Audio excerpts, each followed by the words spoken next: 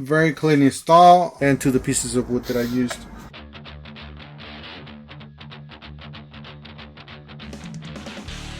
Today we have how to install the permanent outdoor Govee lights Elite to the exposed rafters in an older home. Yes, my house is not like this. It looks like a 1950s. It is a 1950s house, so it will have the exposed rafters. But I'll show you guys how to install it and what I use to install it. Don't forget to help out this channel by subscribing, hitting the like and the bell. Don't forget to follow us on TikTok, Instagram, and Facebook. I'll leave you guys the links to all these, including the lights and what I used, down below in the description section of this video. Alright, to start here, we basically need the lights. So these are the lights right here. This is the Govee Permanent Outdoor Lights Elite.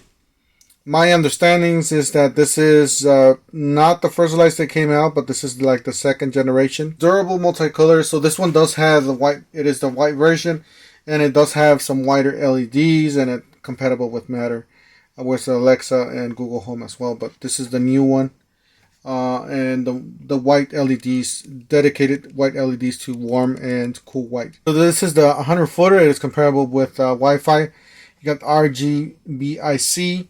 4-in-1 RGB white lighting. So this is what's new. Waterproof, easy installation. It says white lights, multicolor, 16.7 feet light strings, control box times 1. You got 12 feet extension cable, 4 feet extension cable times 2, a power adapter times 1, which is one of them, user's manual 1, QSG card times 1. So all that is included. Let's go ahead and start so you can download the app.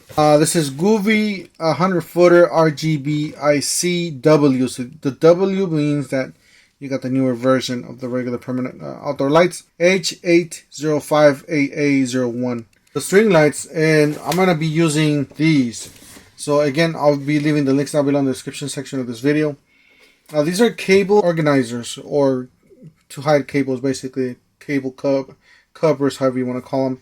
That's basically what it looks like here. The cable goes on the inside, and then you do have a piece where you mount it to the surface, and then you got another piece that you cover it up. Alright, so this is pretty much the strip. This is the base itself. You do have a sticker here. You can peel it off. You do have adhesive there on the back, so you can basically stick it right there, and it'll stay. However, I wouldn't leave this adhesive and just leave it like that. With time, I'm sure it's gonna come down and stuff like that. So what I did is I actually got a stapler. This is the stapler that I used. You could use something similar or a handheld. Doesn't have to be battery powered. It just does have plain staples in there. They are T50s. Again, I'll leave you guys all the links down below in the description section. These are the staples that I used. These are for wood. Basically what I did is I got this stapler, and I stapled one side here, stapled, and then the other side, the other end of it, and then stapled. That's what I did to hold this piece off. And this is not true size because I already cut this one. This is what I have left over from the installation.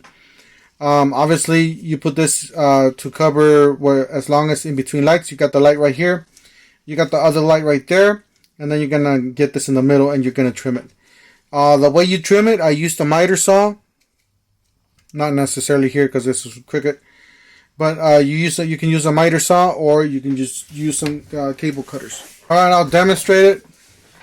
This is the side cutters that I just used. You can just go like this, and as a matter of fact, I fixed it right there. But yeah, that's the way you just cut it. Very simple. This is plastic, and this will not be looked at. This is gonna go against the light. All you're gonna see is this cover. So basically what you do is you peel this off, you install it.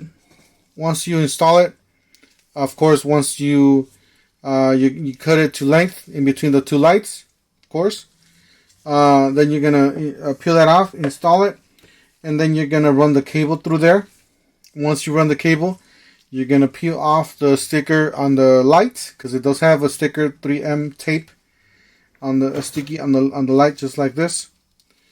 And you're gonna stick the lights with the cable already inside of this, so organized. And then you're gonna take your cover, and you're gonna take one side of this, and you're gonna snap it on. And it should just once you have one side snapped, then you can just follow, and it'll snap all the way. Very simple. Very simple.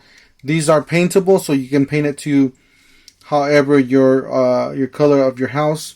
Mine is white, so I'll just leave them like this. But if I have to paint them, if they turn yellow or something, then I'll just paint them later. But that's basically the way it looks. It looks very, very clean. If you guys look at this way, this part, it looks very, very clean. Preparation before that, however, I did went to Home Depot, the lumber section. I did get 1x2 trim. They're little pieces about this. They were 8 feet long. You can, if you have a car or something smaller, you can get them cut there at the depot. And I'm pretty sure they're going to cut them in half there for you, and that way you don't have to get a truck or something like that. Anyways, you get your 1x2s. Obviously, if you got 100 feet, you do have to do the math. So they are come in 8 feet. So in 10, there's going to be 80 feet. So obviously you need to get a couple more. And I will definitely get a few more extra. So get at least 2 or 3 more extra in case you guys have to make some cuts. And they're very inexpensive. They're like less than $2 a piece. So very, very inexpensive. And it's just that. And after I did that, then I decided to paint them. I'll put some pictures up here for you guys. But I did paint them the same color of the house, which is white. The pieces of wood, of course. I did 2 passes. I actually did 3 passes because the wood, I didn't prime it. I just put paint on it, so I did 3 passes. Once you get everything prepared, and then you can install the boards first. So install the boards first, and to install the boards, what I used is this. This is a brad nailer. You can use a brad nailer, or you can use an impact driver and actually screw it on. I just used a brad nailer because it is a light piece of wood, and these work great with that. Very, very nice tool. So these are the brad nails.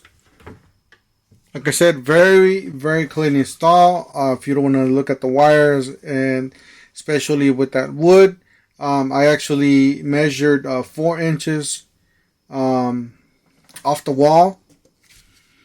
On my house, it's very, very different because it's angled.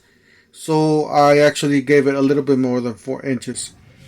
So I would get this look. I'll show you guys the pictures in the videos of what it looks like. But yeah, definitely check it out. I'll leave you guys the links to all these tools and similar tools, cheaper tools, and to this kit here, to this kit, and to the pieces of wood that I used. And that's it for today, guys. Don't forget to help with this channel by subscribing, hitting the like and the bell.